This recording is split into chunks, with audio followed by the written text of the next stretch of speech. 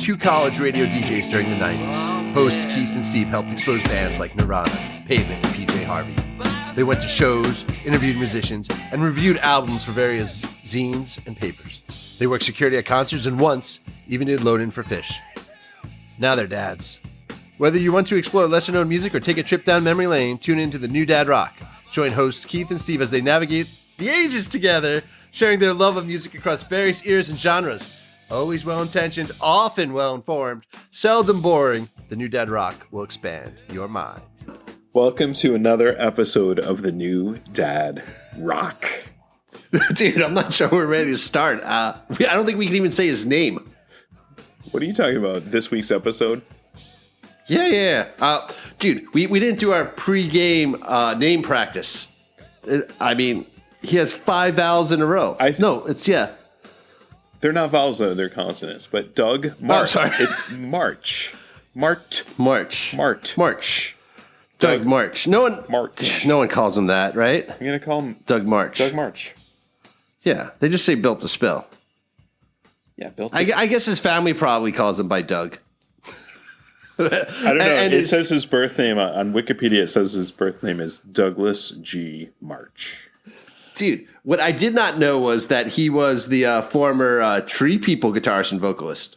Well, nobody even knows what we're talking about because we just kind of went off. Like, we're like, welcome to the New Dad Rock. And we're like, March. We're like, we're some, like, fascists or something.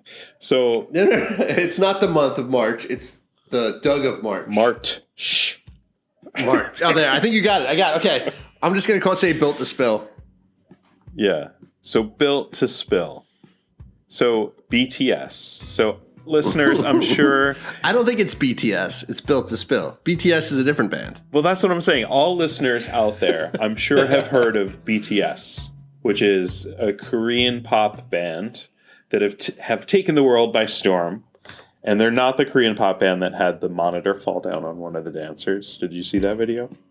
No, I have not. You have to see it. And listeners, if you haven't seen this, like, it's Korean pop band monitor falls on a guy. Is that the search term? It'll get you there, and it's worth seeing. Is it recent? It's pretty recent, within the last month, I would say. But month or two. So BTS is a K-pop band, and for Keith and I, who came of age in the 80s and into the 90s, BTS to us, I mean, every time I hear BTS, it's Built to Spill. It's totally Built to Spill. Built to Spill. I'm like, when BTS first became popular, I'm like, oh, really? Built to Spill's cool now? All right, that's weird. Dude, they formed the year we met. Maybe a month or two earlier or later, but yeah, 92 is when they formed. Built to Spill, not BTS. I don't even think the people in BTS were born in 92. Look, BTS, if we say BTS, we mean Built to Spill. BTS is dead to me now. The K-pop band, smash them with a monitor. Oh my. I didn't know this was going to be our most violent episode ever. It's tough times, man. Demand tough talk. Doug March is banned. The Built to Spill is pretty aggro on guitar. It is pretty hard guitar. Not hard rock, but it's pretty aggressive, right? How would you describe it? It's hard rock. So Built to Spill came up later in the 90s than Pavement. To me, they were after Pavement, and they were and Pavement is a rock guy. He's Steve Malkmus is a rock god, right? Yeah. So Doug March also came out in that same era. He's, probably the same age. He was in the band Tree People, which have a small minor following. They have one or two albums, I guess. I have a CD or two of theirs. Yeah. I bought them in the used bin. Brian made me do it. They're decent. Yeah, totally. So I'm going to listen to them. Anyway, Doug March, Tree People didn't work out. He formed Built to Spill. And they were like after Pavement was kind of, fizzling out, you're like, oh, what other bands are out there that kind of sound like this? And, here's this rock guy, Doug March, shredding like he's Neil Young or something. Neil Young in the 90s. Do you listen to Neil Young at all? I do every now and then. I feel like I need a big brother to tell me what the good Neil Young to listen to is, because there are some Neil Young that I really like. He seems politically pretty cool. Like, you know, like I don't know, he just seems to do pretty good stuff. Well, you know what we should do? He's We should Canadian, find man. He's Canadian. He's a nice guy. I see. We should find one of our audience members or friends and get them to tell us about Neil Young. That'd be a good episode. But is Neil Young the new dad rock, or is Neil Young the old dad rock? It's old dad rock, but it'd be new to us. Right. Fair enough. Okay. So to me, Doug like, March. but to me, no, that's a good point. For me, like when I think of what the new dad rock is, I think of dad rock as Neil Young as dad rock. The new dad rock would be Built to Spill. You know, I agree with that. Like okay. Actually, that's not a good analogy because you mentioned it right away, because Neil Young is a very political guy. Doug March, I don't think is very political at all. I know he's vegetarian, but I don't think his music is political at all. No, I don't think his music is, but I do think that, well, I mean, being a vegetarian, I think is a political statement, at least a social statement or a human statement. So, I mean, just because he doesn't have political songs like Ohio or whatever, that's fine. Yeah, I guess that's the point. I don't really know a lot about Built to Spill. I know they have one of your Desert Island albums, don't they? They do, but I'm not sure we could do an episode where you say, I don't know much about them. Hey, man, I don't. You're just being honest. I get it. You have a rapport with your audience. I get that. Your fans will understand. I say I don't know a lot about them, but I know a little about them, and I know, I have been casually following their career for the last 15 plus years, 20 years. Totally. So have you ever seen them live? I have seen them live, and I think I was with you. We saw them at Slim's in San Francisco at like a midday concert. And I remember Steve and Vince were there, and Steve was all hopped up because we ran into Scott Canberg at the concert, and Scott's like, two states! Two states! Strat's like harassing the guy in Pavement who's just there in the crowd. He's just there to enjoy a nice afternoon show. Oh my God. He came over from the East Bay in his jet. It was 100% an afternoon show. It was like a 3:00 show. Scott Canberg came over from the East Bay in his Jetta. I mean, I saw him drive away in his car. But he had a date with IKEA. He probably did. but Stratton's there, and he's like harassing. He's like, your band was supposed to play us in foosball, and he backed out. I think he was talking about Mark Eybold. Like, I think Stratton ran into Mark Eybold in the city. No. Oh my God. Steve must have been in fine form, because actually what it was I was with Brian in New York at the Bowery Ballroom for a super furry. Is there a band called Super Furry Animals or something? Yes. Yeah. Brian was working the merch table for whatever reason. I'm there sitting with him working it, and I see Bob Nastanovich and Steve West walk in, and I obviously knew who they were. Like, I made a big bright face, and they're rock stars. They look like rock stars, even though they're Pavement, a slacker band, but they still they're the drummers of Pavement, the two drummers. Yeah, it's amazing. And they walk in and they walk right up to us, and because they probably meet thousands of people that they don't know the names of, they just start talking right away. So I say, hey, what's up, da-da-da, and then I challenge them to a foosball game. And then they're like, oh, that's probably Steven. That you'd have to. Steven wasn't there, but they wanted me to challenge Malcolmus. So for whatever reason, that was probably 99. This is probably later when we're with Stratton and Vince. And Stratton's yelling at Cannonberg, who's 4 or 5 rows in front of us, standing. So it's like, I don't know, 10 feet away? Uh-huh. Two states! Which is a Pavement song. No, because the thing was, Built to Spill was like doing one of those shows when it was all requests. And I remember everyone would shout out a song. Oh. They would be like, The Plan, which was like their popular song on their most recent album at the time. And he's like, no, I don't want to play that. And he's like, people are yelling out songs. So Stratton's there yelling, Two States, a Pavement song. and Scott Canberg is like literally 5 people away from us. Yeah, that was not our finest moment. Oh my, that's awesome. But I 100% remember it was like an afternoon show, because I remember seeing Canberg leave like after the show was over in his Jetta. Because he was being harassed by Stratton? Like the show was over. But I don't know. It was funny, like being in the Bay Area at the time, because we would see Scott Gamberg at shows like all the time. Like I would say easily 5-8 shows. I was like a couple people away from him. No joke. Yeah. Spoon a couple times. More than once, I feel like. Yeah. All right. It looks like, I think Setlist FM is going to have to be our sponsor because they're actually my new safety net. It looks like April 5th, 1999 or April 6th, 1999 at Slim's. Okay. And that album you're talking about, Keep It Like a Secret, had just come out. Okay. So they're basically doing that whole thing. And then they do a bunch of covers at the end. But yeah, good show. Did they play an Ozzy? They did an Ozzy cover, Mr. Crowley. Is that correct?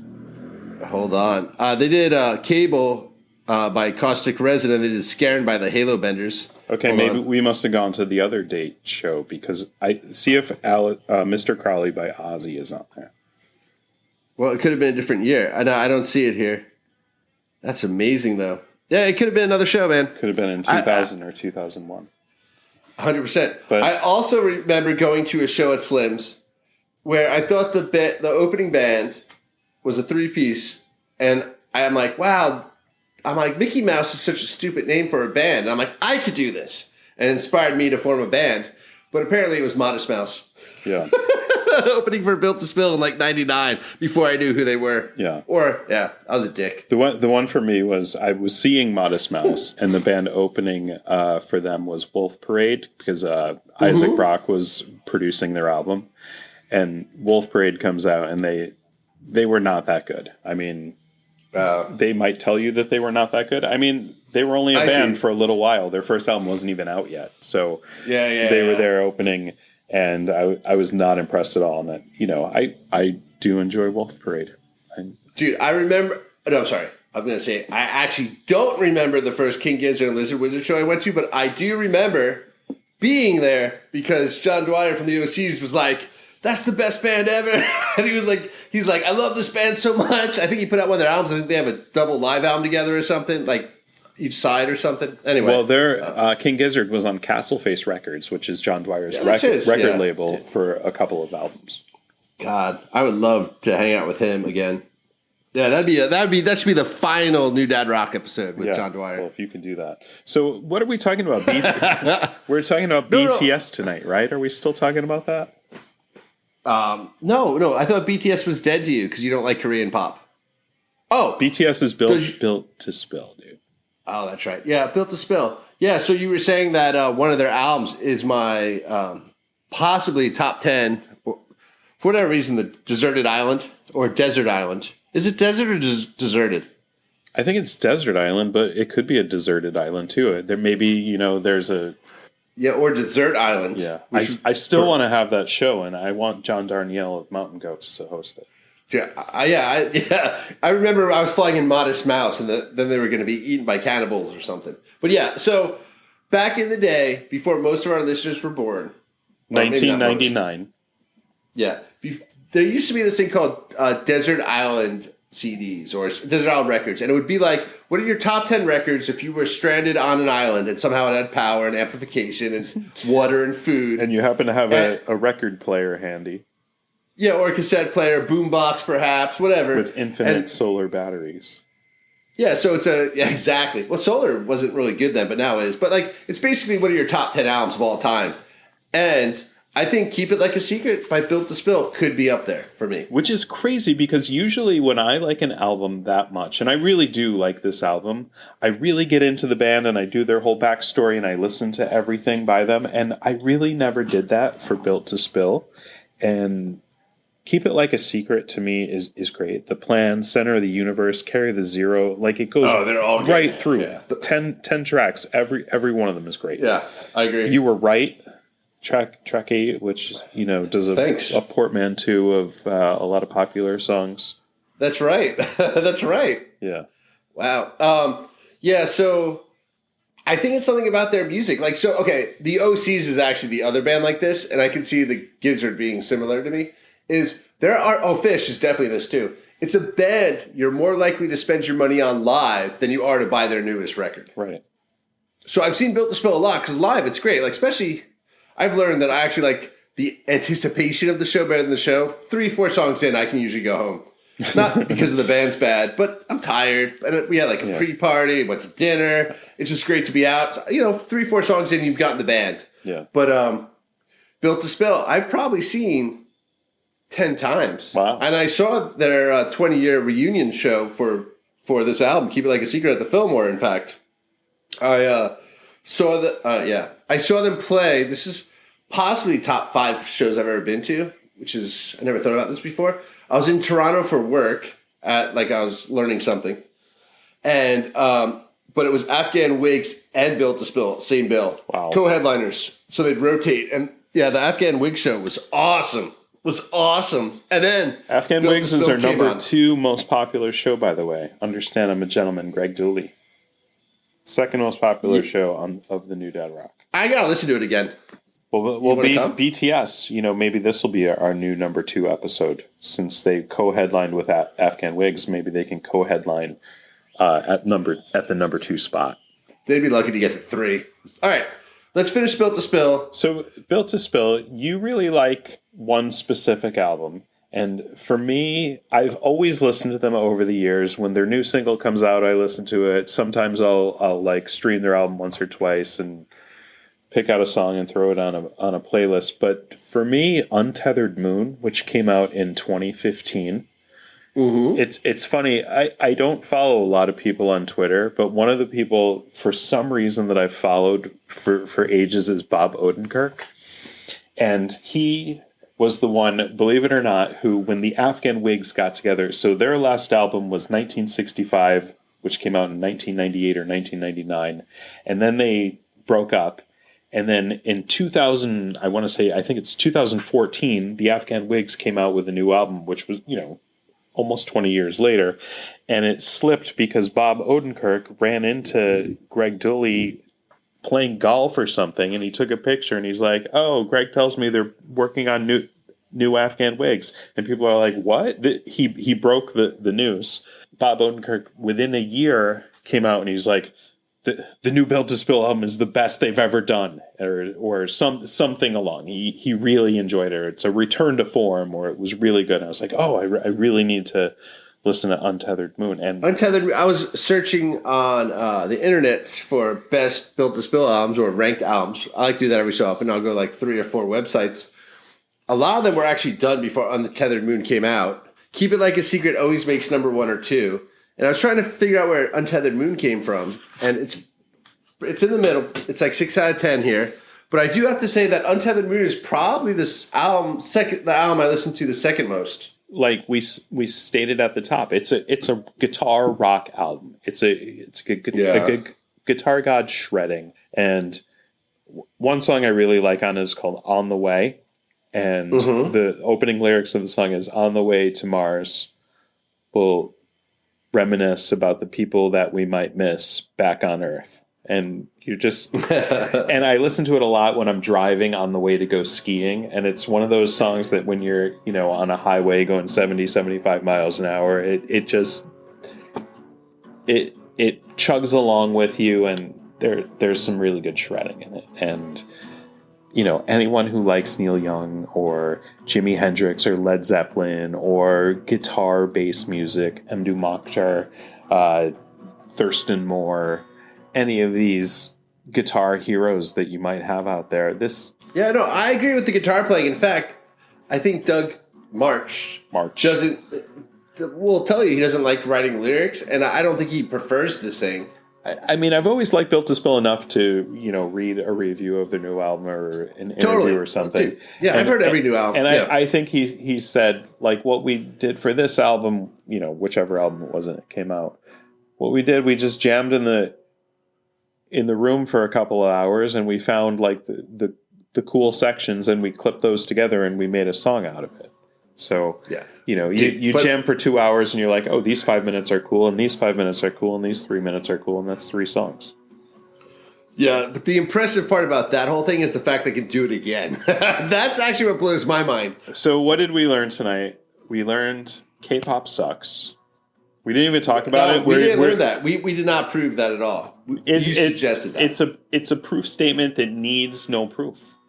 It is self-evident. These truths are self-evident. Dude, I got a B- in symbolic logic, but I think you're wrong. But continue. So BTS is built to spill, and it will always be built to spill for the new dad rock. There are 2 albums that Keith and I both think you should check out. Keep It Like a Secret. Keith's amazing. Deserted Desert. How about Desert Island? How about Desert Island? Totally. You have a bunch of brownies and ice cream and pie. Oh my god! I wonder what's in the brownies. Yeah, sounds amazing. Yeah, Desert Island. Yeah, totally. And I would say Untethered Moon is the other album that you should check out for the more recent. And by the way, just as this has gone to press, Built to Spill has put yet another new album out. Yeah, I actually watched some of on YouTube. I think they have a 5-song set. It might have been KEXP or whatever. You can find it on YouTube. It just came out a couple days or weeks ago. Probably weeks by now. And it's 4 new songs and then 1 old song. It's pretty good. So the new album is When the Wind Forgets Your Name, but also Untethered Moon from 2015. Keep It Like a Secret from 1999. These are just 2 of their dozen or so albums that Built to Spill has put out, which is way more than BTS, that K-pop band. So, like, they should be asking permission of Built to Spill to use BTS. That's messed up, man. All right, so you're saying BTS is better than BTS? BTS is definitely better than BTS. So we're taking you behind the scenes to tell you that truth. Oh, I saw what you did there. Wow. Okay. Check it out. Built to Spill, the original BTS. Thank you for listening to the new Dad Rock. K-pop down.